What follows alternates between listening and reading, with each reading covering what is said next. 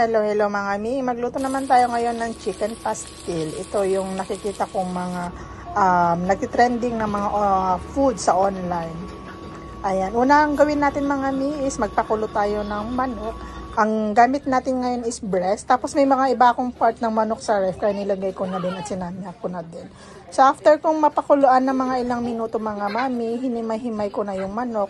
Ito yung matagal na part ng mga mami, yung maghimay. Nung pinakuluan ko mga mami, naglagay na rin ako ng luya, bawang, ganun, para kumapit na yung panlasa niya. Para kasi hindi na ako maglalagay ng luya mamaya kasi baka makain ng mga kids. Kasi hihimayin natin tong mga manok, diba mga mami? So mahirap na siyang hihiwalay mamaya. Ayan, tapos na rin sa wakas, kaya pwede na tayong maggisa ng bawang at sibuyas. Pansin nyo mga mami, medyo madami yung mantika nilagay ko kasi mamaya kailangan nating i-fry ng konti yung manok mga mami para mas masarap siya. Mga more than 1 kilo siguro lahat itong manok na niluto ko mga mami.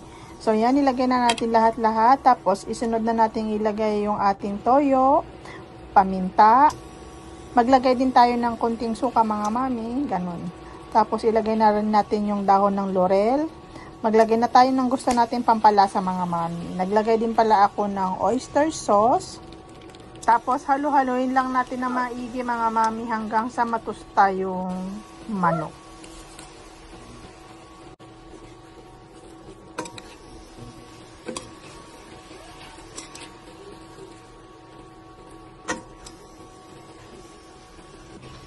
Ayan mga mami, malapit na siyang maluto. Konting gisa na lang at saka pagtutusta ng manok para at least mas matagal daw yung buhay nito. Ayan, luto na siya mga mami. Tignan nyo naman, may mantika na siyang lumalabas. Ayan, luto na siya. Ayokong nang masyadong ito siya kasi baka mamaya ayaw na ng mga anak ko kasi matigas na. Okay na yan sa amin mga mami kasi kami lang din naman ang kakain. Ayan, luto na at pwede na natin tawagin yung asawa natin at saka yung mga anak natin. Tara, kain na po tayo.